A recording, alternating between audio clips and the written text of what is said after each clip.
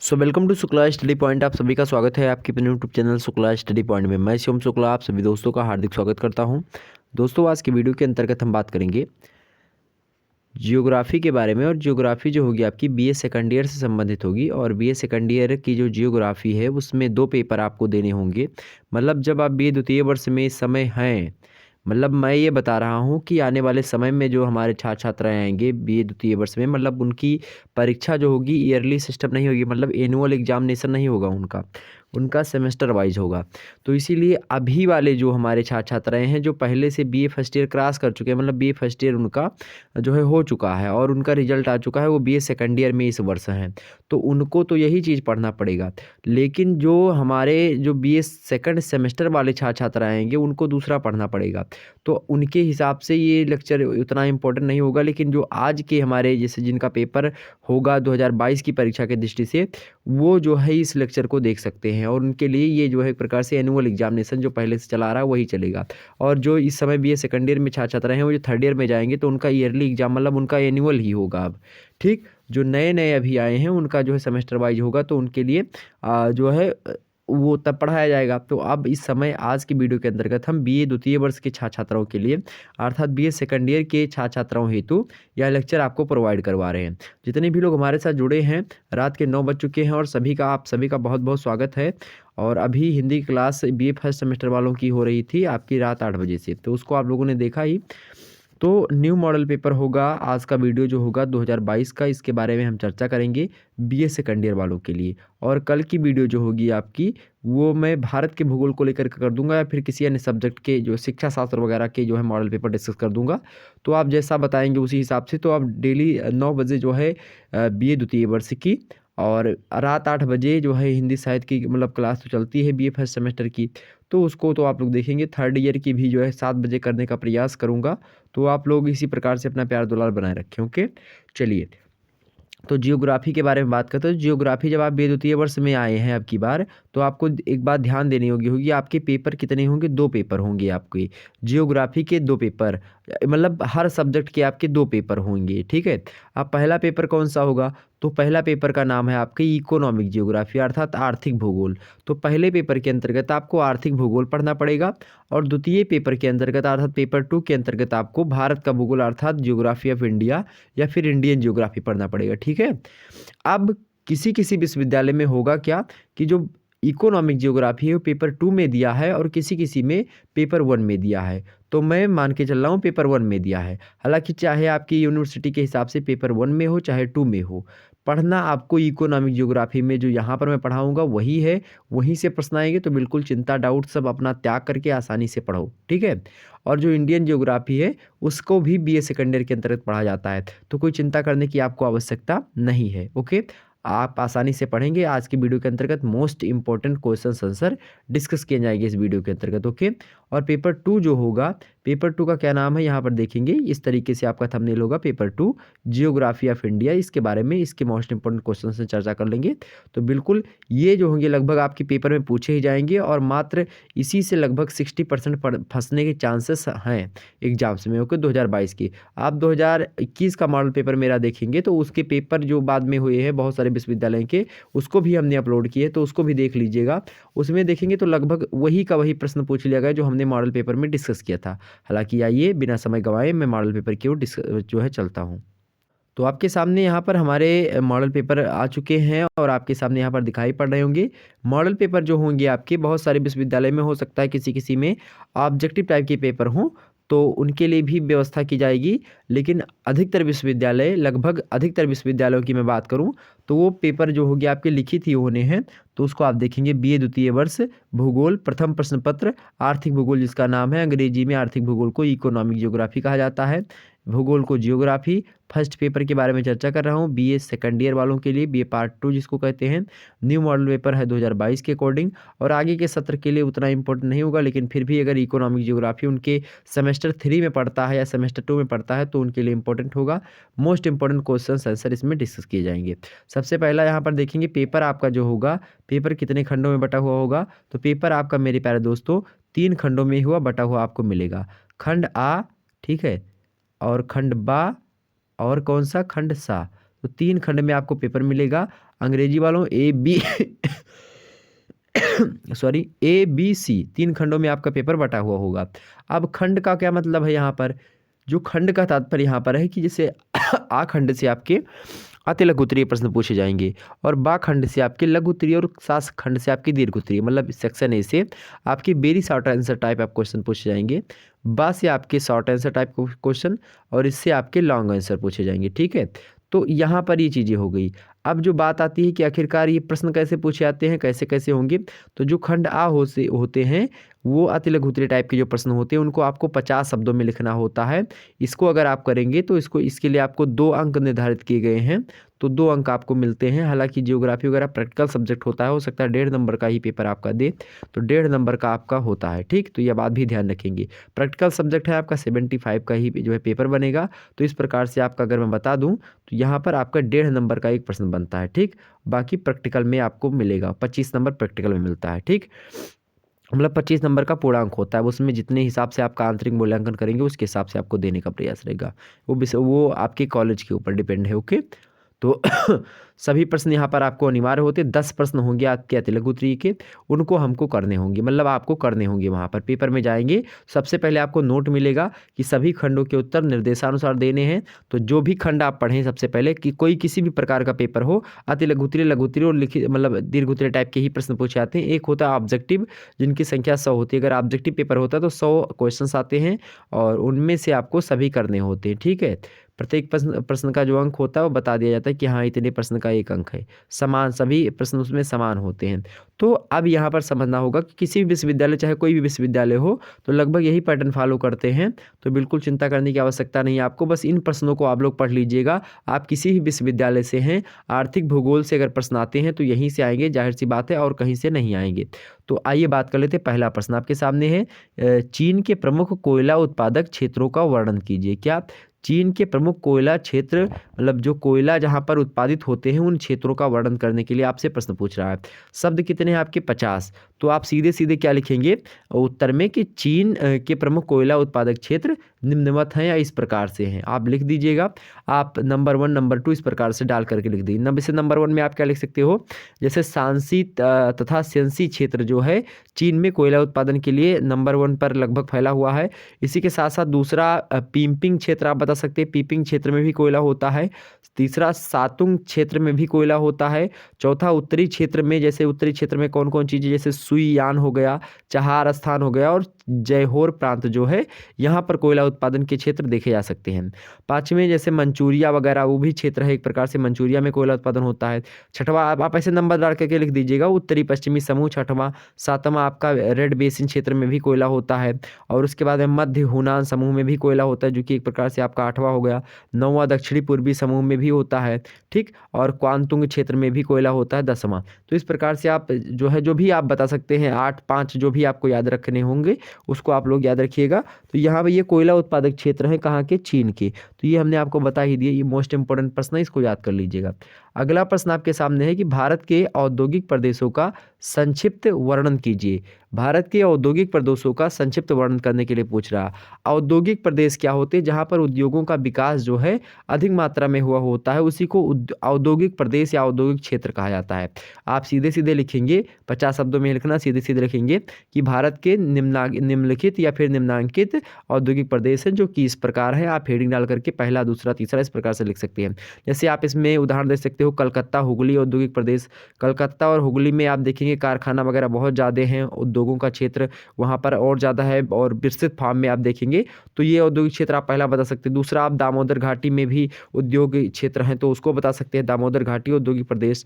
साथ ही साथ बम्बई वगैरह तो आपको पता ही, बम्बई पूना औद्योगिक प्रदेश, तो बम्बई पुणे इसमें भी उद्योगों का एक प्रकार से बढ़ावा है, तो ये भी एक प्रदेश हो गया। तीसरा हो गया। चौथा आप बता सकते हो अहमदाबाद बड़ौदा औद्योगिक प्रदेश, वहाँ पर भी उद्योगों का एक प्रकार से विस्तार है।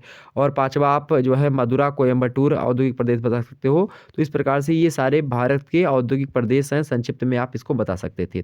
ठीक, कभी कभी आपसे एग्जाम से पूछ ले कि जैसे कि मान लेते हैं आपसे प्रश्न पूछ लिया जो है इसी को लेकर के, जैसे कि मान लेते हैं आपसे प्रश्न क्या पूछ लिया गया, प्रश्न पूछ लिया जाता है कभी कभी औद्योगिक प्रदेशों को लेकर के। जैसे संयुक्त राज्य अमेरिका के जो है को कितने औद्योगिक प्रदेशों में बांटा गया है, आपसे ऐसे प्रश्न पूछ ले तो आपको कैसे लिखना है। संयुक्त राज्य अमेरिका की बात की जाए तो उसको लगभग जो है 8 जो है प्रदेशों में बांटा गया है, जो कि औद्योगिक प्रदेश हैं। जैसे कि पहला वहाँ का है न्यू इंग्लैंड औद्योगिक प्रदेश, लिख लीजिएगा आप सभी लोग, न्यू इंग्लैंड औद्योगिक प्रदेश। दूसरा है पिट्सबर्ग औद्योगिक प्रदेश। तीसरा है हडसन ओंटारियो औद्योगिक प्रदेश। चौथा है मध्य अटलांटिक औद्योगिक प्रदेश। पांचवा है दक्षिणी अपेलेसियन औद्योगिक प्रदेश। छठवां है शिकागो गैरी औद्योगिक प्रदेश। सातवां है पश्चिमी औद्योगिक प्रदेश और आठवां है दक्षिणी मध्य औद्योगिक प्रदेश। तो ये 8 औद्योगिक प्रदेश मुख्य रूप से जो है संयुक्त राज्य अमेरिका के हैं। कभी कभी आपसे एग्जाम से में यह भी प्रश्न बन जाए तो इसको भी आप लोग ध्यान रखिएगा ग्रेट ब्रिटेन को लेकर के कि ग्रेट ब्रिटेन में लौह इस्पात उत्पादन के प्रमुख क्षेत्रों का वर्णन कीजिए, फिर उसके बारे में बताइए। चूंकि मैं इसलिए इसको बता रहा हूँ चूंकि जो आपको आर्थिक भूगोल पढ़ना है वो भारतीय परिप्रेक्ष्य में नहीं पढ़ना, मतलब भारत के औद्योगिक मतलब आर्थिक भूगोल के बारे में नहीं पढ़ना है, आपको विश्व स्तर पर पढ़ना है। तो आपको पता होना चाहिए कि ग्रेट ब्रिटेन में लौह इस्पात जो है एक प्रकार से मुख्य उत्पादन है, मुख्य एक प्रकार से उत्पाद है वहाँ का। तो इसलिए लौह इस्पात उत्पादन के प्रमुख क्षेत्र वहाँ पर होंगे, तो उसके विस्तार से वर्णन कीजिए। तो ग्रेट ब्रिटेन में लौह इस्पात के उत्पादन के लगभग जो है मुख्य रूप से बात की जाए तो 9 क्षेत्र आपको मिलेंगे। उन 9 क्षेत्रों का नाम एक प्रकार से अगर बताना चाहूँ मैं आपको तो आप लोग ध्यान से सुनिएगा। पहला तो है दक्षिणी वेल्स। दूसरा है उत्तरी पूर्वी क्षेत्र, यानी कि जो टाइन, टीज और बियर नदियाँ हैं, इन नदियों के जो बीच का क्षेत्र होता है, इन नदियों के आसपास का वो क्षेत्र जो है वो लौह इस्पात के लिए मोस्ट इंपॉर्टेंट है।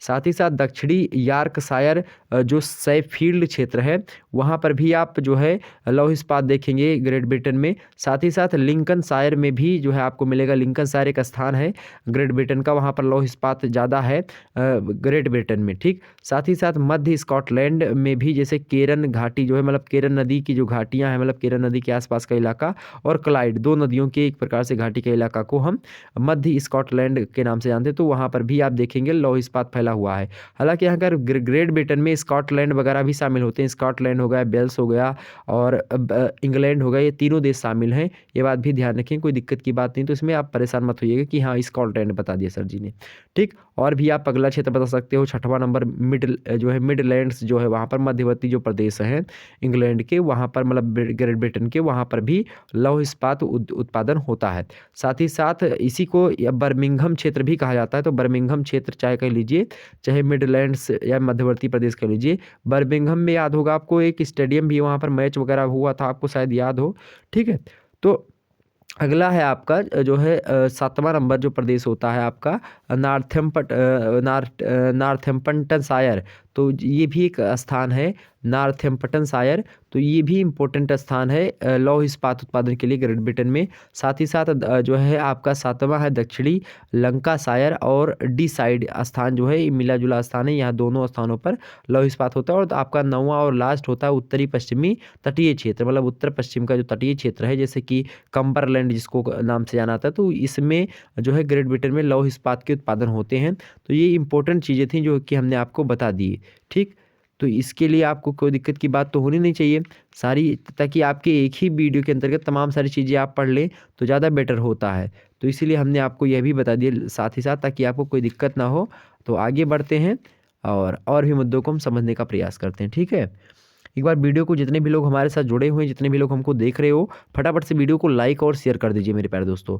और मज़ा आ रहा होगा बिल्कुल वीडियो में, एक ही वीडियो के अंतर्गत बहुत सारी चीज़ें आप सीखने वाले हैं। तो अपने ज्ञान चक्षुओं को खोल करके बढ़ जाइए, यही आपसे रिक्वेस्ट है, ओके। और अगला प्रश्न आपका है 3रा नंबर, मृदा संरक्षण की तकनीक का वर्णन कीजिए। मृदा संरक्षण, मृदा माने होता है माटी, मिट्टी जिसको आप कहते हैं, ठीक। संरक्षण मतलब होता है उसके रख रखाव, मतलब उसको मतलब भावी पीढ़ी के लिए, जो मतलब वर्तमान पीढ़ी है, वर्तमान पीढ़ी का भावी पीढ़ी के लिए बचाव ही क्या है, संरक्षण है। मतलब कि हम लोग हैं, जैसे अब हम लोगों को मान लेते हैं मिट्टी मिली है, ये प्राकृतिक संसाधन है, तो इस पर मेरा पूर्ण अधिकार नहीं है मिट्टी पर, ये मैं अपने पूर्व मतलब जो पूर्वजों से हमको मिली है, और इसको हमको जो मेरी संतानें आएंगी, मतलब जो हमारे नस्लें होंगी आगे चल करके, नस्लों का तात्पर्य यहाँ पर नहीं, जो हमारे बाल बच्चे होंगे उनके लिए हमको बचा करके कुछ रखना है। मतलब हर एक चीज़ का उपयोग पूरा नहीं कर लेना, जैसे डीजल पेट्रोल है, अब इसका इतना ज़्यादा उपयोग ना कर लें कि आने वाली जो पीढ़ी है उनको मिलबे ना करे कुछ, तो ऐसा नहीं है। संसाधन जो होता है उनको संरक्षण करने की आवश्यकता होती है। तो इसीलिए जो मृदा है वो भी एक प्रकार से प्राकृतिक संसाधन है, तो उसके संरक्षण को को हम कैसे करें, उसके लिए कुछ टेक्निक्स होनी चाहिए। तो उन्हीं टेक्निक्स के बारे में आपसे पूछ रहा है कि मृदा संरक्षण की तकनीकी का वर्णन कीजिए। मतलब इसको मृदा संरक्षण अगर आपको करना है, मृदा का बचाव करना है, ताकि जो भावी पीढ़ी है, मतलब जो आने वाली पीढ़ी है हमारी, उसके लिए बच सके मिट्टी, या मिट्टी की उर्वरक क्षमता जो है वह छीण ना हो जाए, तब तक वह बची रह सके, उसके लिए किन किन तकनीकों का प्रयोग हम कर सकते हैं, टेक्निक्स का प्रयोग कर सकते हैं। तो ये प्रश्न पूछा गया। कितने शब्दों में? 50 शब्दों में आपको बयां करना है। कैसे लिख सकते हैं? आप सीधे लिखेंगे कि मृदा संरक्षण की निम्नलिखित तकनीकी हैं। मृदा संरक्षण करने के लिए हम निम्नलिखित तकनीकी अपना सकते हैं। पहले हेडिंग डालेंगे। पहला तो ये हो सकता है कि मृदा को अगर हमको बचाना है, तो एक बात आप लोग ध्यान रखिएगा, सबसे पहली बात कि वनस्पति का आवरण तथा संरक्षित वनारोपण होना चाहिए। मतलब वन का रोपण, मतलब वन जो है एक प्रकार से आपको लगाना अनिवार्य होता है मृदा संरक्षण के लिए, क्योंकि वन जब होंगे वनारोपण आपको करना पड़ेगा। वनस्पति का एक प्रकार से आवरण आपको लगाना पड़ेगा, मतलब लगातार उस पर वनस्पति वगैरह आप बोते रहें मृदा पर। इसी प्रकार से आप इसको एक प्रकार से पहले प्रकार से आप संरक्षित कर सकते हैं। दूसरा ये कि समोच्च रेखीय जुताई की जाए। समोच्च रेखीय जुताई मतलब एक प्रकार से होता है कि सही तरीके से सभी की बराबर तरीके से जुताई की जाए। समोच्च रेखीय मतलब एक प्रकार सभी को समान चीज़ें रख करके इस प्रकार से जुताई की जाए। आगे है वेदिकाकरण से। वेदिकाकरण भी एक प्रकार से एक प्रक्रिया होती है मृदा को लेकर के, तो इससे हम अपना सकते हैं। साथ ही साथ आवरण फसलें, अगली जो चीज़ें हैं, आवरण फसलें मतलब ऐसी फसलें जो कि ढक लें पृथ्वी को, एक प्रकार से ऐसी फसलों का भी उस पर जो है एक प्रकार से उत्पादन किया जाए। साथ ही साथ स्थानांतरणशील कृषि पर भी प्रतिकार क्या लगा दिया जाए, प्रतिबंध लगा दिया जाए। मतलब स्थानांतरणशील कृषि क्या होती है? स्थानांतरणशील कृषि, स्थानांतरण मतलब जो स्थानांतरणशील कृषि होती है, आपसे कभी कभी प्रश्न पूछ लिया जाता है स्थानांतरणशील कृषि क्या होती है। एग्जाम्स में कई बार प्रश्न पूछा गया स्थानांतरणशील कृषि को लेकर के। तो स्थानांतरणशील कृषि जो होती है मेरे प्यारे दोस्तों, वो एक स्थान पर नहीं होती है। जैसे एक स्थान पर जो है ये कृषि जो होती है, प्रायः जनजाति के जो लोग होते हैं वो किया करते हैं। जनजाति में स्थानांतरणशील कृषि जो है होती है, और जनजाति लोग क्या करते हैं, जो मान लेते हैं एक स्थान उपजाऊ है, अब उस स्थान पर वो जो है मान लेते हैं खेती कर रहे हैं। अब हुआ क्या कि लगातार खेती करने के बाद में वह वहाँ पर थोड़ा मतलब उस ज़मीन में ज़्यादा फसल नहीं उपज हो रही है, तब उसमें एक प्रकार से मृदा की उर्वरक क्षमता बढ़ाने के लिए कोई काम नहीं करेंगे। वो क्या करेंगे, उस स्थान को छोड़ देंगे और दूसरे स्थान पर जाएंगे, और फिर जंगल की जो है वन को काटेंगे, और काटने के बाद में फिर से खेती करना प्रारंभ कर देंगे। इसीलिए इसको काटो और जलाओ कृषि के नाम से भी जानते हैं। स्थानांतरणशील कृषि को काटो और जलाओ कृषि के नाम से भी जानते हैं। ठीक, तो ये कृषि जो होती है इस पर प्रतिबंध लगाया जाए, ताकि इससे जो है क्या होता है, भूमि की उर्वरक क्षमता क्षीण होती है, इससे मृदा जो है संरक्षण नहीं रह पाएगा, तो इस पर प्रतिबंध लगा दिया जाए। साथ ही साथ पशुचारण पर प्रतिबंध लगाया जाए। पशुचारण से भी एक प्रकार से जो मृदा होती है उसका एक प्रकार से जो बैंड होता है वो टूट जाता है पशुचारण से। तो एक प्रकार से पशुचारण पर भी नियंत्रण हो, अगर जहाँ तक है कुछ मात्रा में, तो इससे भी बेनिफिट्स हो सकता है मृदा संरक्षण की जो है प्रकार से मृदा संरक्षण में। और आप अवनालिकाओं पर बांध बनाना, मतलब बांध वगैरह बना दिया जाए, ताकि जो है मिट्टी का कटाव उतना ज़्यादा ना हो सके, या इसी प्रकार से अवनालिकाओं में वनस्पति रोपण कर दी जाए, इससे भी मिट्टी रुक सकती है। तो कई प्रकार से चीज़ें हम यहाँ पर कर सकते हैं। साथ ही साथ बाढ़ क्षेत्रों का संरक्षण कर दें, और पंख एवं प्रस्तर प्रवाह को रोकने के लिए भी हम उपाय करें। तो कई प्रकार की चीज़ें, पंख प्रस्तर माने होता है कूड़ा करकट जो इधर उधर का है, या फिर जो चीज़ें जो बह के आ रही हैं, या फिर जो खाद मलबा वगैरह है, उनको भी रोकने का उपाय किया जाए, ताकि वो जो है एक प्रकार से उपजाऊ हो सके और मिट्टी उर्वर बनी रह सके। तो इस प्रकार से कई उपाय हम कर सकते हैं मिट्टी के जो है संरक्षण के लिए, तकनीकों के लिए। साथ ही साथ मृदा की प्रदूषण से रक्षा करके हम कर सकते हैं। साथ ही साथ जो है और तमाम सारे, जैसे फसलों का हेर फेर करके बोना, फसल एक ही फसल को लगातार आप बोएंगे तो उससे भी जो है मृदा की उर्वरक क्षमता में कमी आती है, क्षीण होती है। तो इसलिए अलग अलग प्रकार के जो है फसलों का प्रयोग करें। जैव पदार्थों एवं जल का अनुकूलतम प्रयोग करें। साथ ही साथ उर्वरकों एवं खादों का भी प्रयोग करें समय समय पर। तो इसलिए ये सब क्या होते हैं, यही सब होते हैं मृदा को संरक्षण करने के एक प्रकार से टेक्निक्स होती हैं। अब आपसे यहाँ पर तो मृदा संरक्षण की तकनीक पूछी गई, लेकिन हो सकता है एग्जाम्स में आपसे एक प्रश्न और बन सके, मतलब ध्यान में रखिएगा। वैसे ऐसे पूछ ले कि खनिज संसाधन संरक्षण की तकनीक को बताएं, तब आप क्या बताएंगे? खनिज जो होता है अनवीकरणीय संसाधन होता है, सबसे पहले बात यानी मतलब कि एक बार प्रयोग में अगर आप ला देंगे खनिज को, तो दोबारा आप उसकी पूर्ति जो है नहीं कर पाएंगे, मतलब दोबारा आप उसको नहीं बना पाएंगे खनिज को, इसकी मात्रा सीमित है। तो इसीलिए इसका प्रकृति जो है मतलब मतलब जो इस संसाधन होते हैं, मतलब जो खनिज संसाधन है, इनकी प्रकृति जो है पुनर्स्थापन करना संभव हो जाता है। मतलब खनिज संरक्षण को बहुत मतलब खनिज संरक्षण करना बहुत ज़्यादा उपयोगी है, क्योंकि इनका क्या नहीं होता है, इनका पुनर्स्थापन नहीं होता। मतलब खनिज संसाधन एक बार आप उपयोग में लाओ, जैसे डीजल कोयला पेट्रोल ये सब है, एक बार आप उपयोग में लाओगे, दोबारा ये आप बना नहीं पाओगे। ये जो हैं वही मिल रही हैं, मतलब इसको आप बना नहीं पाओगे। मतलब इसको बनाने में कोई दिक्कत नहीं, बना तो लेंगे भाई, इतना ज़्यादा डेवलप हो चुका है एक प्रकार से देश, मानो इतना ज़्यादा आगे निकल चुका है, तो कहीं ना कहीं बना तो लेंगे। लेकिन अब भाई जो प्राकृतिक चीज़ें हैं, मतलब जो हमको मिल रही हैं और जो बनाया जाएगा, उनमें अंतर तो होगा कहीं ना कहीं पे। तो उसको उसी अंतर को ना रहे इस प्रकार से कुछ खनिज को संसाधन मतलब खनिज संसाधन के संरक्षण की बहुत सारी तकनीक जो है आपको जाननी पड़ती हैं, और उसी को एग्जाम्स में आपसे प्रश्न पूछ सकता है। क्योंकि आप आर्थिक भूगोल पढ़ रहे हैं, और आर्थिक भूगोल का एक खनिज संसाधन जो होता है एक महत्वपूर्ण जो है चैप्टर होता है। तो खनिज संसाधन को कैसे संरक्षण कर सकते हैं? पहली बात तो ये कि नए खनिजों का आप पता लगाएं। पहली बात क्या कि सबसे पहले आप जैसे एक खनिज है, तो उस खनिज का अगर उपयोग कर रहे हैं, तो किसी दूसरे अर्थात नए खनिज का भी पता लगा लें, ताकि ये खनिज अगर ख़त्म हो जाती है बाई चांस आने वाले समय में, तो ये खनिज उसके स्थान पर हम उसका एक प्रकार से उसके तरीके से यूज कर सकें। दूसरी बात ये कि खनिजों का खनन प्रक्रिया के अंतर्गत संरक्षण किया जाए। मतलब ज़्यादा मतलब जो खनन होता है, जो खुदाई होती है खनिजों की, उनके अंतर्गत मतलब संरक्षण किया जाए, ताकि ज़्यादा एक प्रकार से उनका उचित जो है क्या हो, दोहन हो, और सही तरीके से उनका प्रयोग में लाया जाए। साथ ही साथ अगला मुद्दा आप बता सकते हो कि उत्खनित खनिज अयस्कों से अधिकाधिक धातु की प्राप्ति होती है। तो इसलिए उत्खनित खनिजों मतलब खनिज अयस्कों से जो है बहुत ज़्यादा धातु की प्राप्ति होती है। इसीलिए ये भी एक प्रकार से किया जा सकता है, लगातार खनिज जो है उत्पादन किया जाए, और उससे उसके अयस्क को बना लिया जाए, ताकि बाद में जब वो खनिज ख़त्म हो जाए, तो उसके अयस्कों से फिर रासायनिक अभिक्रिया करवा करके और फिर से जो है खनिज बना लिया जाए। मतलब जैसे जो मात्रा में उपलब्ध है और पता लगे कि ये ख़त्म होने वाला है, उसको पहले से उसको बना करके किसी दूसरे फार्म में रख लो। जैसे मान लेते हैं कि आपके पास पैसा बहुत ज़्यादा हो गया, तो आप सोना खरीद लो या ज़मीन खरीद लो। अब ज़मीन आप जो है खरीद करके छोड़ दो, तो ना तो उस पर टैक्स लग रहा है आपको, ना आप टैक्स दे रहे हो उस ज़मीन पर, और ना ही मेरे प्यारे दोस्तों आपको कोई चीज़ देना पड़ रहा है। तो ऐसे में क्या होगा? ऐसे में जो है आपका एक प्रकार से पैसा भी सुरक्षित बना हुआ है, ज़मीन आपके नाम पर है। तो वही इसी प्रकार से आप खनिज जैसे नहीं है, खनिज नहीं मिल रही बाद में, या बाद में आपके पैसा ख़त्म हो जाता, तो आप खेत को बेच दो अपने, मतलब जो भी ज़मीन लिया हो, तो पैसा आ जाएगा। तो इस प्रकार से खनिज का भी आप कर सकते हैं। तो और अगला मुद्दा आप बता सकते हो कि खनिजों का बहुउद्देशीय प्रयोग किया जाए, मतलब एक खनिज का एक उद्देश्य ना किया जाए, मतलब कि एक ही उद्देश्य रहे। जैसे पेट्रोल का एक ही उद्देश्य ना रहे कि हाँ केवल मोटरसाइकिल से चलाना है, उसका कई जगहों पर प्रयोग करें हम, ठीक है, ये कर सकते हैं। और खनिजों को हम सुरक्षित भंडार जो है गृह, मतलब कि जो कोई भंडार गृह भंडार मतलब इकट्ठा रखने का एक प्रकार से उसका घर बना लें, उसमें उसको रख करके उसका निर्माण वगैरह करें। साथ ही साथ खनिजों के विकल्पों का अन्वेषण करें, मतलब कि एक खनिज है, अब उसका एक प्रकार से विकल्प ढूंढें कि उसके स्थान पर और दूसरा खनिज कौन सा आ सकता है, तो इसका भी लगातार शोध करते रहें। साथ ही साथ धातु का बारंबार प्रयोग करें, ताकि जो है खनिज जो है उनका प्रयोग जो है कम मात्रा में हो पाए।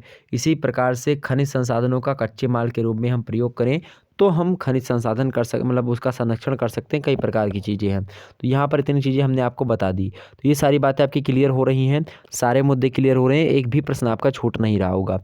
अगला प्रश्न है, जापान के औद्योगिक प्रदेशों का वर्णन कीजिए। क्या पूछ रहा भैया? जापान के औद्योगिक प्रदेशों का वर्णन कीजिए। ठीक है, अभी तक भारत की जो है औद्योगिक प्रदेशों के बारे में हमने बता ही दिया था। ठीक, आपसे पूछ रहा है कि जापान के औद्योगिक प्रदेशों का मतलब प्रदेशों का वर्णन कीजिए। तो जापान में औद्योगिक प्रदेश मुख्य रूप से बात की जाए तो 4 प्रदेश हैं। जापान में 4 प्रधान औद्योगिक प्रदेश हैं, जो इस प्रकार हैं, आप ऐसे लिख दीजिएगा। तो 4 कौन कौन से हैं भैया? पहला है क्वांतो मैदान, ठीक है, क्वांतो, किंकी, नगोया, कीता, कीस्यू।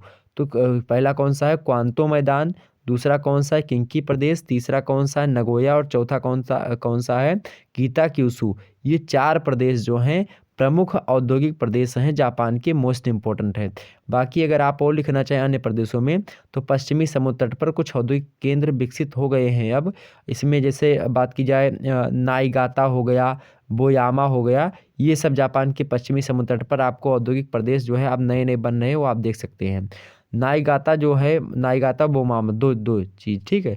नाईगाता के केंद्र में बात किया, नाईगाता स्थान पर मतलब उसके मध्य स्थान में वस्त्र उद्योग होता है, रासायनिक पदार्थ, प्राथमिक धातु, मशीन तथा धातु के सामान जो है ये सब बनाने के वाले उद्योग वहाँ पर किए गए हैं। जल विद्युत प्रचुर मात्रा में भी वहाँ पर उपलब्ध है जापान में। जल विद्युत मतलब जो है पानी से बिजली बनाने की जो एक प्रकार से टेक्निक से वहाँ की बहुत ज़्यादा डेवलप है।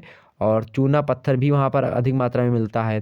तो ये विद्युत निर्माण तथा विद्युत रसायन उद्योग यहाँ पर अधिक मात्रा में आप देख सकते हैं। तो चामा जो केंद्र है उसमें रासायनिक तथा विद्युत धातु एवं विद्युत रसायन उद्योग हाल ही में विकसित हुए हैं। कागज तथा वस्त्र उद्योग भी आप देखेंगे जापान में बहुत अधिक मात्रा में मिलेंगे। तो कहीं ना कहीं पे जापान के औद्योगिक प्रदेशों के बारे में आप ऐसे बता सकते हैं। आपसे कभी कभी पूछ सकता है कि उद्योगों के स्थानीयकरण के कारकों का संक्षेप में वर्णन कीजिए। तो उद्योगों का स्थानीयकरण मतलब उद्योग कहाँ पर स्थापित हों, मतलब उद्योग कैसे मान लेते हैं कि टाटा जी हैं, मान लेते हैं टाटा को कोई मतलब टाटा या अंबानी, मान लेते हैं अंबानी जी को कोई अभी खोलना है, कोई जो उद्योग धंधा उनको चलाना है, या फिर कोई व्यक्ति है उसको धंधा कोई करना है। तो भाई धंधा किस प्रकार से करेगा, सबसे पहले धंधा के लिए क्या होना चाहिए, उसके पास कच्ची सामग्री होनी चाहिए ताकि वो अपना माल वगैरह जो कुछ बनवाने वाला है उसको तैयार कर सके, तो कच्चा माल होना चाहिए। दूसरी बात क्या होनी चाहिए भाई, तो ये स्थानीयकरण के यही कारक होते हैं स्थानीयकरण के। किसी भी चीज़ के स्थानीयकरण के मतलब पूछे कि हाँ जो है उद्योगों के स्थानीयकरण के कारण बताइए, तो स्थानीयकरण का मतलब होता है कि क्यों वहाँ व्यक्ति पर रहे, मतलब कि जैसे कि अब आपसे ये आप मुझसे पूछो कि मैं आपको क्यों पढ़ा रहा हूँ, तो ये एक प्रकार से इसका कारण बताओ, तो वही होता है स्थानीयकरण कि मतलब जो उद्योग हैं वो क्यों पाए जाते हैं, मतलब उद्योग जो हैं वो कहाँ मतलब जहाँ पर हैं वह क्यों हैं। तो इसीलिए उस क्यों का जवाब जो होता है यही होता है। क्यों इसलिए है क्योंकि कच्ची सामग्री वहाँ पर उपलब्ध हो जाती है समय समय पर, कच्ची सामग्री इसलिए। दूसरी बात क्या, बाजार नज़दीक है उसके, तो इसीलिए वहाँ पर उद्योग होंगे। तो जहाँ पर कच्ची सामग्री मिलेगी वहीं पर उद्योग खुलेंगे, जहाँ पर बाजार नज़दीक होगा वहाँ पर जो है खुलेगा, ताकि माल जो है बाज़ार में बना करके उस कंपनी से बेचा जा सके। साथ ही साथ तीसरी बात ये होनी चाहिए कि परिवहन की सुविधा होनी चाहिए। परिवहन क्या होता है, जैसे आने जाने की सुविधा होनी चाहिए, रोड वगैरह चौकस बनी होनी चाहिए। तीसरी बात क्या है कि संचार मतलब फ़ोन वगैरह नेटवर्क वगैरह की सिस्टम होनी चाहिए ताकि मशीन वगैरह लगाई जाए तो नेटवर्क वगैरह में कोई दिक्कत ना आए, ठीक। चौथी बात ये कि श्रम मतलब वहाँ पर मिलना चाहिए, मतलब श्रमिक जो हैं वहाँ पर मिले ताकि लोग जो है कार्य कर सके, तो मैन पावर भी वहाँ पर होनी चाहिए उपलब्ध।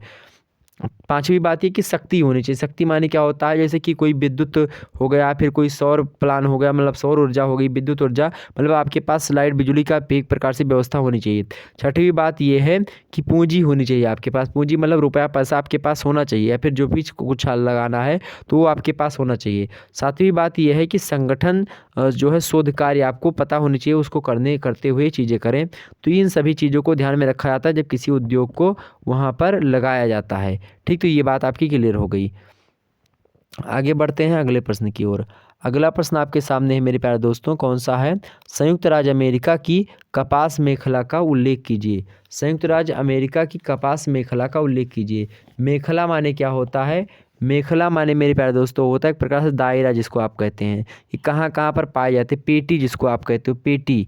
तो वही पेटी मतलब होता है जैसे कि मान लेते हैं कहाँ कहाँ पर जो है कपास पाया जाता है, मतलब कपास का एक प्रकार से जाल वहाँ पर, मतलब कपास अधिक मात्रा में किन्हीं किन्हीं स्थानों पर पाया था, तो उसी को मेखला कहा जाता है। मतलब किसी स्थान पर जब कोई वस्तु या कोई खनिज अधिक मात्रा में हो जाता है तो उसको हम मेखला पेटी के नाम से जानने लगते हैं।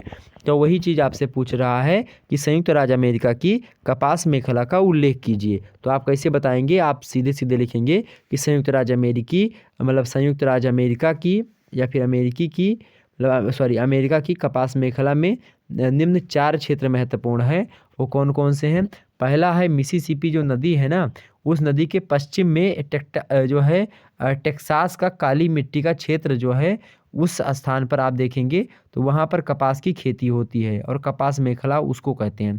तो पहला क्या, मिसिसिपी नदी के पश्चिम क्षेत्र जो टेक्सास का इलाका है, जो काली मिट्टी जहाँ पर पाई जाती है, तो वो, और काली मिट्टी क्यों पाई जाती है? काली मिट्टी जो है वो ज्वालामुखीता की क्रिया के तदुपरांत जो लावा निकला है उसके सूखने से, मतलब जो मैग्मा निकला है उसके सूखने से क्या होता है, वो जो एक प्रकार से वो जो है उस पर चढ़ गया परत दर परत, तो इसलिए उसकी मिट्टी कैसी हो गई है, काली हो गई है। तो काली मिट्टी का निर्माण ज्वालामुखीता से हुआ है, ज्वालामुखी क्रिया से।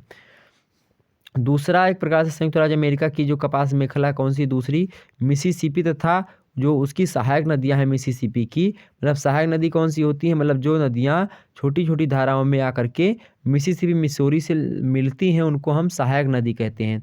और एक होती बित्रिका, बित्रिका वो नदियां होती हैं जबकि जब नदियां बुढ़ी होने की अवस्था में होती हैं, मतलब बूढ़ी हो जाती हैं, बहुत दूर से बह करके आ रही होती हैं, उस समय उन नदियों में जब आकर के जो है मतलब आकर के मिलती नहीं है उन नदी, उसी नदी से मिसिसिपी मतलब कोई नदी है, उस नदी से जब कई धाराएं बढ़ जाती हैं तो वो बित्रिकाएँ हो जाती हैं।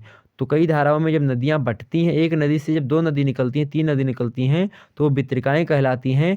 जबकि कोई छोटी नदी किसी बड़ी नदी में आकर के मिलती है तो उसको उस बड़ी नदी की सहायक नदी बोला जाता है, ठीक? तो मिसिसिपी और मिसौरी की जो सहायक नदियाँ हैं, उनका जो बाढ़ आता है उनके क्षेत्रों में इन दोनों नदियों से, तो उसका जो क्षेत्र बना हुआ है, बाढ़ का मैदान जो है, तो वहाँ पर कपास की खेती होती है। तीसरी बात क्या होती है, कैरोलिना जो राज्य है उसके तट पर भी जो है ये चीज़ें खेती होती हैं। चौथी बात ये अपलेशियन का जो पठार है एवं जॉर्जिया व अलबामा जो राज्य है, ये भी एक प्रकार से चौथी पेटी के अंतर्गत आता है। यहाँ पर कपास अधिक मात्रा में होता है। ये संयुक्त राज्य अमेरिका के 4 कपास उत्पादक मेखला हमने बता दिया आपको, तो ये मोस्ट इम्पोर्टेंट थे, इसको आप लोग पढ़ लीजिएगा। आगे देखते हैं अगले प्रश्न की ओर। अगला प्रश्न कौन सा है मेरे भाई? अगला प्रश्न आपका है कि जिम्मरमैन ने संसाधनों को कितने भागों में विभक्त किया है? ये जिम्मरमैन कौन है भाई? जिम्मरमैन ये इंपॉर्टेंट व्यक्ति हैं, ये मतलब भूगोलवेत्ता हैं जिम्मरमैन। और जिम्मरमैन ने आपसे क्या पूछा गया है, जिम्मरमैन ने संसाधनों को कितने भागों में बांटा है? जिम्मरमैन ने मुख्य रूप से संसाधनों को 4 भागों में बांटा। कितने भागों में बांटा है मेरे भाई? 4 भागों में बांटा है। पहला है आयुक्त संसाधन, अप्रयुक्त संसाधन। दूसरा है अप्रयोजनीय संसाधन। तीसरा है संभाव्य संसाधन। और चौथा आपका अज्ञात स्थिति या गुप्त संसाधन। अब प्रश्न उठता है कि सर जी बताएं कि अप्रयुक्त संसाधन क्या होते हैं, अप्रयोजनीय संसाधन क्या होते हैं, संभाव्य संसाधन क्या होते हैं, और अज्ञात स्थिति या फिर गुप्त संसाधन क्या होते हैं? सुनिए आप। तो अप्रयुक्त संसाधन वे संसाधन होते हैं जितने संसाधन अभी तक प्रयोग में लाए नहीं गए हैं। अप्रयुक्त संसाधन मतलब जिनका प्रयोग नहीं किया गया अभी तक। तो ऐसे संसाधन जिनका प्रयोग अभी तक नहीं किया गया है उन्हें हम अप्रयुक्त संसाधन कहते हैं। दूसरी बात ये कि जो अप्रयोजनीय संसाधन होते हैं, एक तो ये होगा जिनका अभी तक हमने प्रयोग ही नहीं किया। दूसरा क्या है, अप्रयोजनीय संसाधन, मतलब जिन संसाधनों को उपयोग के योग्य नहीं समझा जाता है, मतलब कि वो बेकार हैं एक प्रकार से, तो अप्रयोजनीय संसाधन उसी को कहते हैं, ठीक? तो इसको हम क्या कहते हैं, उसको अप्रयोजनीय संसाधन कहते हैं। तीसरी जो संसाधन होते हैं जिम्मरमैन के अनुसार, एक तो तीसरा होता है संभाव्य संसाधन। संभाव्य संसाधन जो होता है, इसका मतलब होता है कि जिन पदार्थों के निकट भविष्य में उपयोग में आने की संभावना है उन्हें हम संभाव्य संसाधन कहते हैं। संभाव्य मतलब होता है कि मान लेते हैं अभी कोई पदार्थ हमको नहीं है, आने वाले समय में हमको कोई पदार्थ मिलेगा। तो इस प्रकार का जो एक प्रकार से माइंड सेट है, या जो इस प्रकार से मेरे प्यारे दोस्तों संसाधन होते हैं, उसको हम संभाव्य संसाधन कहते हैं जो भविष्य में हमको मिले। आगे है अगला जो चौथा आपका अज्ञात स्थिति या फिर गुप्त संसाधन। इसका मतलब होता है जिन पदार्थों का उपयोग मनुष्य को अभी तक ठीक से नहीं ज्ञात है, जैसे कि शक्ति या वायुमंडल में स्थित कार्बन डाइऑक्साइड गैस, उन्हें अज्ञात स्थिति या गुप्त संसाधन के नाम से भी जाना जाता है। ये चीज़ें हो गई आपकी। तो इस प्रकार से जिम्मरमैन ने 4 प्रकार के भागों में विभक्त किया है किसको, जो है किसको विभक्त किया गया है, संसाधनों को। आपसे एग्जाम से में हो सकता है प्रश्न पूछ लिया जाए कि वान थ्यूनेन की कृषि स्थानीकरण की प्रमुख पेटियों का विवरण दीजिए। तो वान थ्यूनेन ने जो है एक प्रकार से कृषि स्थानीकरण की 6 पेटियों के बारे में बताया। कितनी पेटी? 6 पेटियों के बारे में बताया है, जैसे उन्होंने सीधे सीधे प्रथम पेटी, द्वितीय पेटी, तृतीय, चतुर्थ और पंचम और उसके बाद में छठी पेटी। तो जो प्रथम पेटी वान थी उन्होंने बताई है कृषि के स्थानीयकरण के लिए, वो कौन सी है? प्रथम पेटी में जैसे फल फूल दूध सब्जियां का उत्पादन अगर कोई व्यक्ति करता है तो ये सब पदार्थ जो हैं वो प्रथम पेटी के अंतर्गत आते हैं। मतलब वो पदार्थ जो बहुत जल्दी खराब हो जाते हैं, कम दूरी के कारण नगर से माल कम खर्च पर पहुंचाया जा सकता है, इसीलिए जो है ये प्रथम पेटी के जो है एक प्रकार से उत्पादक। मतलब वान थ्यूनेन ने कृषि, मतलब कहीं पर आपको अगर कृषि करनी है तो उसके लिए स्थानीयकरण का एक प्रकार से कारण बताया, तो उसको देखें यहाँ पर। ठीक, दूसरी चीज़ ये है, दूसरी पेटी जो है द्वितीय पेटी, इस पेटी में जो इमारती व जो जलावन की लकड़ी होती हैं उन वनों का विकास किया जाता है।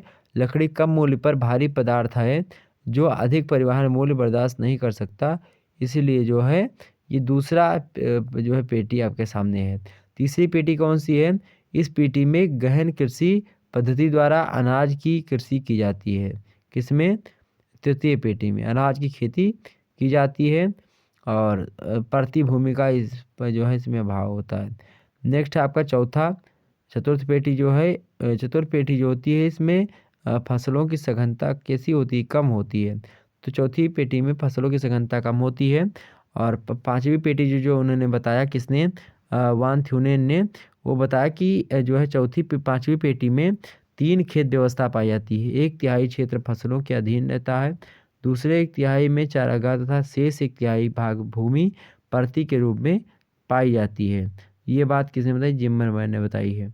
उसके बाद में जो लास्ट है आपका, जो सातवां है, सॉरी छठवां है, वो है कि इस पेटी में पशुचारण भी किया जाता है। ठीक, किसमें? तो जो आपका कौन सा भाई?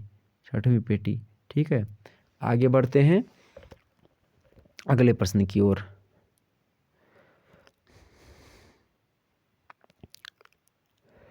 अगला प्रश्न आपके सामने है। अगला प्रश्न है कि कोयले के प्रकारों का वर्णन कीजिए। कोयले के प्रकारों का वर्णन कीजिए। कोयला कितने प्रकार का होता है, आपसे पूछ रहा है। तो कोयला मुख्य रूप से 3 प्रकार के होते हैं। कोयला कितने प्रकार के होते हैं? मुख्यतया 3 प्रकार के होते हैं। पहला होता है लिग्नाइट कोयला, दूसरा होता है बिटुमिनस और चौथा होता है तीसरा होता है एंथ्रासाइट। जो लिग्नाइट कोयला होता है इसमें कार्बन की मात्रा कैसी होती है? बहुत ज़्यादा ही कम होती है, जिससे इसका रंग कैसा होता है? भूरा होता है। अतएव इसे कौन सा कोयला कहते हैं? भूरा कोयला भी कहते हैं। मतलब भूरा कोयला किसे कहा जाता है? लिग्नाइट नाम के कोयले को भूरा कोयला कहा जाता है।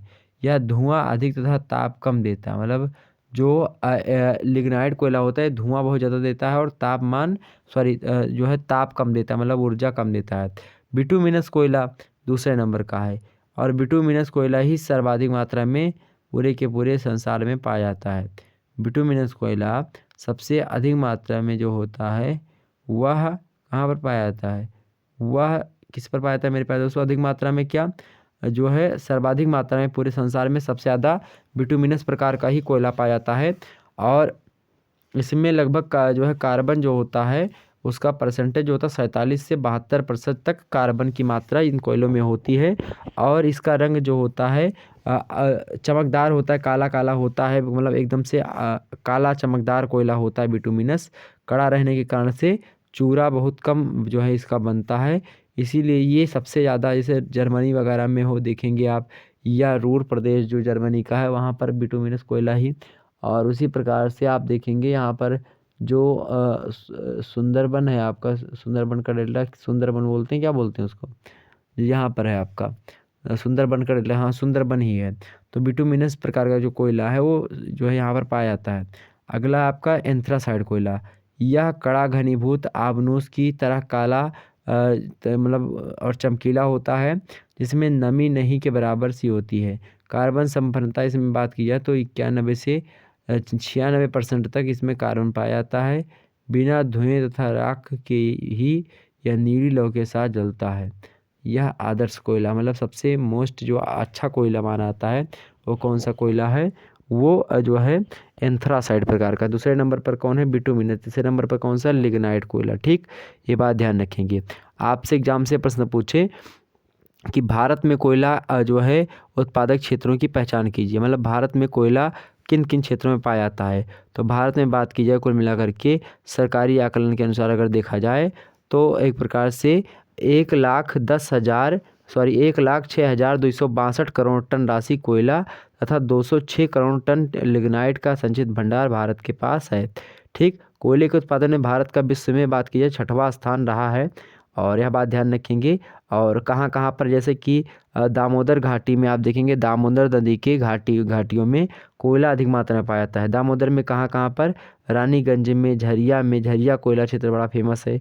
झरिया, बोकारो, गिरिडीह, कर्णपुरा, डाल्टनगंज, इन सभी में दामोदर की घाटियों में कोयला पाया जाता है। दूसरा, सोन घाटी एवं छत्तीसगढ़ में भी कोयला मोस्ट इम्पोर्टेंट मात्रा में पाया जाता है।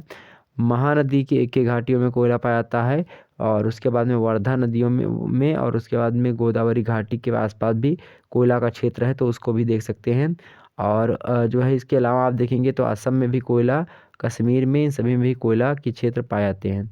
तो भारत में कोयला के उत्पादक के कई क्षेत्र हमने आपको बता दिए जो कि आपने समझा। ओके, अब आगे बढ़ते हैं अगले प्रश्न की ओर।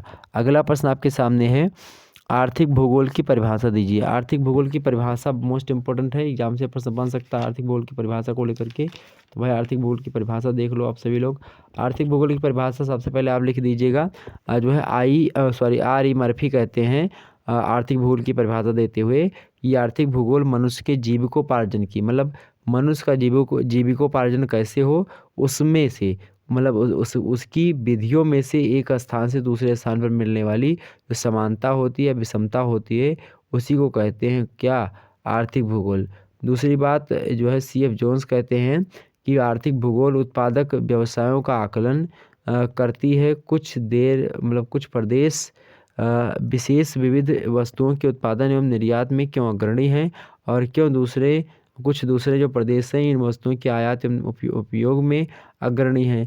तो इसकी जो है एक प्रकार से व्याख्या ये आर्थिक भूगोल करता है, जो कि हमने आपको बताया। किसकी व्याख्या करता है कि कहाँ पर ज़्यादा धन है, कहाँ पर कम है, कहाँ पर ज़्यादा मात्रा में कोयला पाया जाता है, कहाँ पर क्या पाया जाता है, इन सभी का ही अध्ययन करता है। मतलब जो विषमताएँ होती हैं इन्हीं सभी का अध्ययन करता है आर्थिक भूगोल। ठीक, अर्थात आर्थिक भूगोल की उपयुक्त परिभाषाएँ जो हैं वो रिचर्ड हार्टसोन की भूगोल की उस परिभाषा पर आधारित हैं जिसमें भूगोल को क्षेत्रीय भिन्नता का अध्ययन करने वाला विज्ञान बताया गया है। तो इन सभी लोगों ने जो परिभाषा दी है, CF जोन्स चाहे आर ई मर्फी हों, ये सब रिचर्ड हार्टसन की परिभाषा से जो है कहीं ना कहीं पे जो है जुड़े हुए हैं। ठीक, तो परिभाषा आप बता सकते हैं। आगे है आपका प्रश्न इम्पोर्टेंट है। प्रश्न कौन सा इम्पोर्टेंट है, जो है संसाधन संरक्षण एवं उसकी परिभाषा बताइए। संसाधन संरक्षण क्या होता है, उसकी परिभाषा को लेकर के प्रश्न पूछा गया। इस संसाधन संरक्षण का अर्थ एवं परिभाषा बताइए। तो संसाधन संरक्षण क्या होता है, तो संसाधन संरक्षण का अर्थ क्या होता है भैया। संसाधन जो होते हैं, संसाधन क्या पूछा गया है, संसाधन संरक्षण पूछा गया है। सबसे पहले जानो कि संसाधन क्या होते हैं। वर्तमान का भावी पीढ़ी के लिए बचाव ही क्या कहलाता है, संरक्षण कहलाता है। तो संसाधन जो होते हैं वह एक प्रकार से 4 प्रकार के होते हैं। 4 आधारों पर संसाधनों को बांटा जाता है। पहला है नव्यकरणीयता की दृष्टि से, मतलब एक तो जो नए हैं सभ्यता में। दूसरा कौन सा संसाधन है आपका, दूसरा है स्वामित्व की दृष्टि से, मतलब जो मालिक है उनके स्वामित्व उस पर है। तीसरा है वितरण की दृष्टि से, और चौथा आपका उपयोग की दृष्टि से। ठीक, ये मोस्ट इंपॉर्टेंट बातें थी जो हमने आपको बताई। एक बार सभी लोग, जितने भी लोग हमको देख रहे हो, वीडियो को लाइक और शेयर कर दीजिएगा। ओके, तो संसाधन आपको पता ही होगा, संसाधन तो हमने आपको बता दिए। संरक्षण क्या होता है इसको समझिए। संरक्षण वर्तमान का भावी पीढ़ी के लिए बचा करके रखना ही संरक्षण कहलाता है। अब दीर्घ समय तक अधिकाधिक लोगों की अधिक से अधिक भलाई ही क्या कहलाता है, संरक्षण कहलाता है। और यही चीज़ जब संसाधनों पर लागू कर दी जाए तो वही संसाधन संरक्षण हो जाता है। ठीक, जबकि जो है ये बात प्रेसिडेंट टाफ कहते हैं, चार्ल्स वानहिच कहते हैं कि संरक्षण का यह आशय है कि जो है संभावित क्रम में संसाधन प्रायः अधिक मात्रा में रहने चाहिए, जिससे कि ये प्राकृतिक पैतृक संपत्ति पूरे परिणाम में भावी पीढ़ियों के लिए उपलब्ध हो सके, इस प्रकार से कुछ। ठीक है, तो चिंता करने की आवश्यकता नहीं है आपको, ये चीज़ें आपको वहाँ पर बता देनी है। पूछा क्या कहता है, संसाधन संरक्षण का अर्थ एवं परिभाषा बताइए। तो हमने आपको बता दी परिभाषा। अर्थ इसका यही है, संसाधन मतलब संरक्षण मतलब संरक्षण मतलब क्या होता है, सुरक्षित रखना। किंतु इसका तात्पर्य यह बिल्कुल भी नहीं होता है कि संसाधनों का उपयोग ही ना किया जाए और उसका सुरक्षित बचा करके रखे ही रहें। मतलब उसका उपयोग करो लेकिन समुचित उपयोग करो, उसका तार्किक उपयोग करो। अगर कोई चीज़ उपयोग करना तो ये इसका अर्थ दे सकते हैं आप। 50 शब्दों में आपको लिखना था, हो गया होगा बिल्कुल, कोई दिक्कत की बात आपको नहीं होनी चाहिए। अगला प्रश्न आपका है हिटलसी। हिटलसी ने विश्व को कितने कृषि प्रदेशों में विभक्त किया है? हिटलसी कौन है भैया? हिटलसी जो है ये विद्वान है। हिटलसी कौन है मेरे प्यारे दोस्तों? तो हिटलसी जो है भूगोलवेत्ता हैं, और हिटलसी जो भूगोलवेत्ता हैं उन्होंने कृषि प्रदेशों, आपसे पूछा गया है कि कृषि प्रदेशों में मतलब विश्व को उन्होंने अब कृषि प्रदेशों में बांटा है, तो यही पूछा जा रहा है कि कितने प्रदेशों में, कितने कृषि प्रदेशों में बांटा गया है। तो सबसे पहला ये बता दूं आपको कि हिटलसी ने जो है विश्व को कितने कृषि प्रदेशों में बांटा है, तो 13 प्रकार के जो है बांटा है। 13 प्रकार के कृषि प्रदेशों के बारे में इन्होंने बताया है लगभग, मैं श्योर नहीं हूँ, लगभग जो है इतने ही हैं।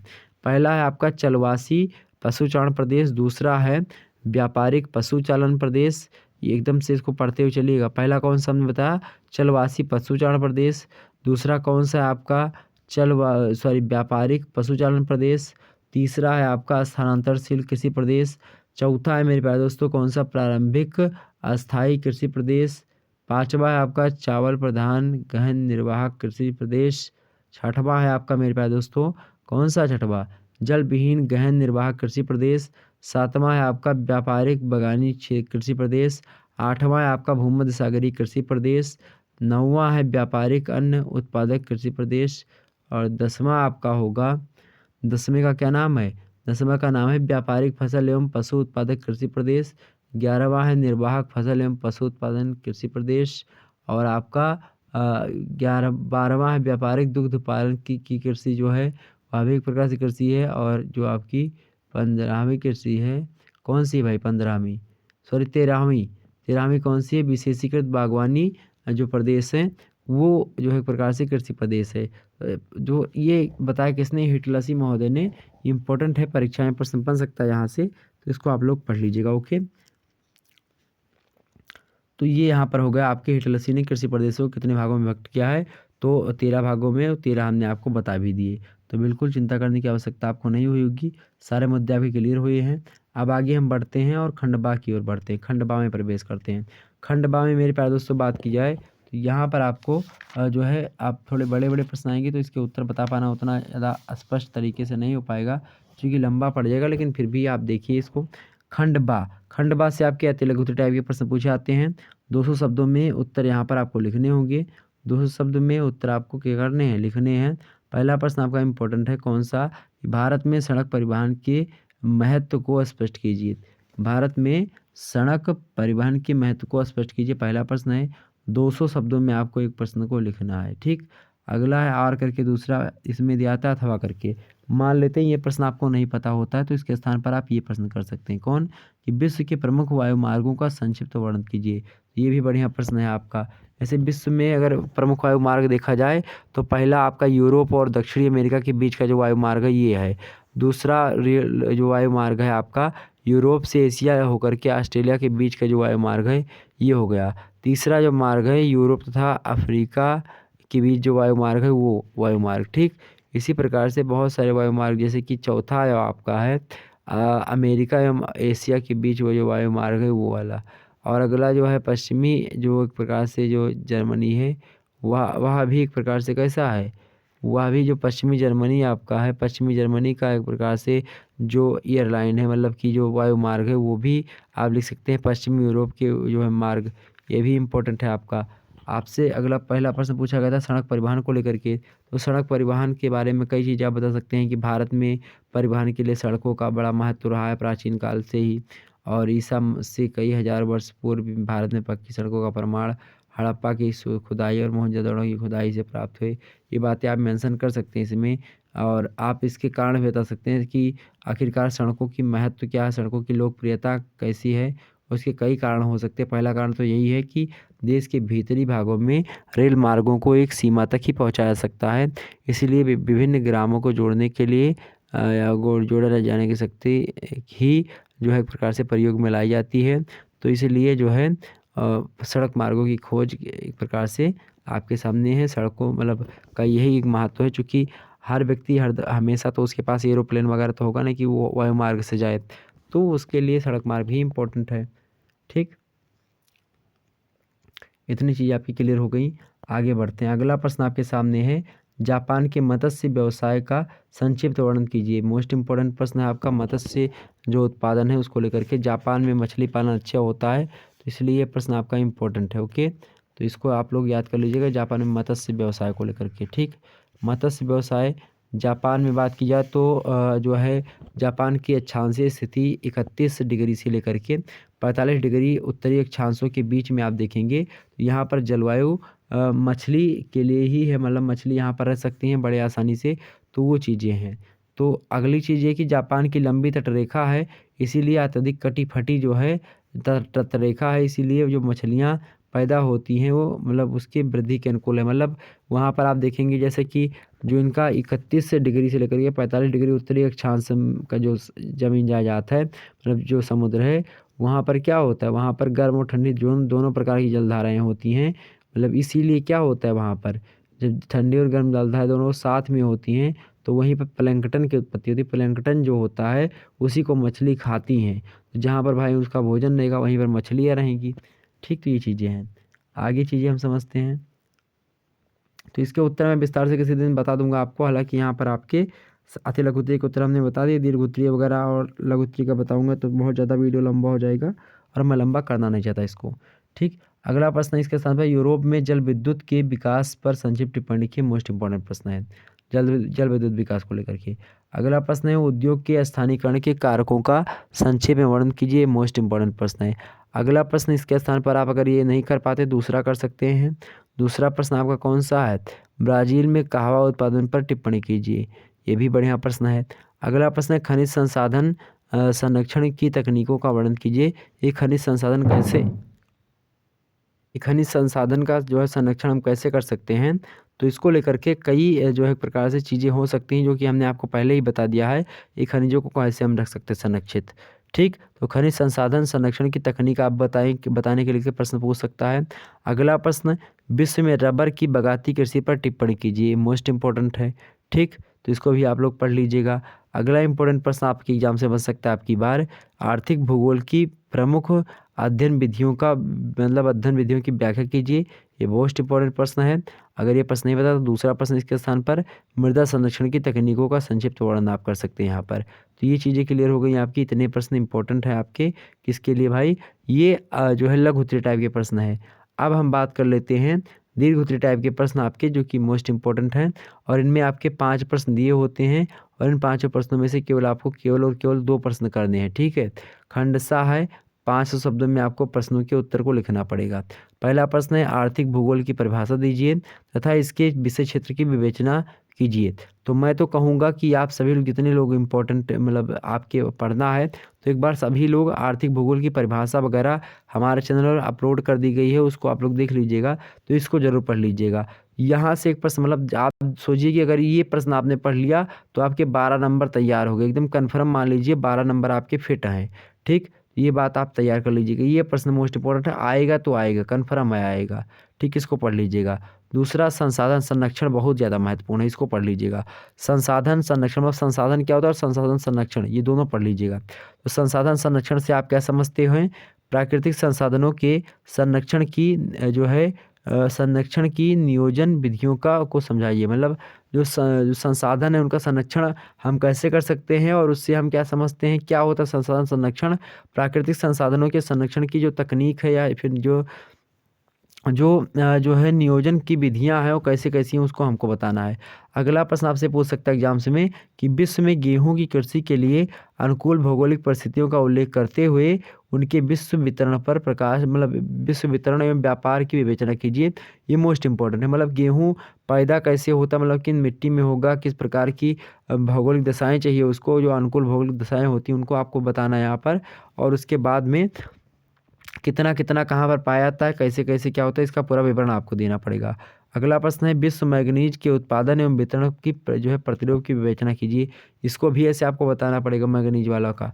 ठीक, अगला प्रश्न आपके सामने मोस्ट इंपॉर्टेंट ये भी है, सुएज और पनामा नहर को लेकर के एक प्रश्न एग्जाम से बनता है, 5 नंबर ही दिला करके जाएगा आपको।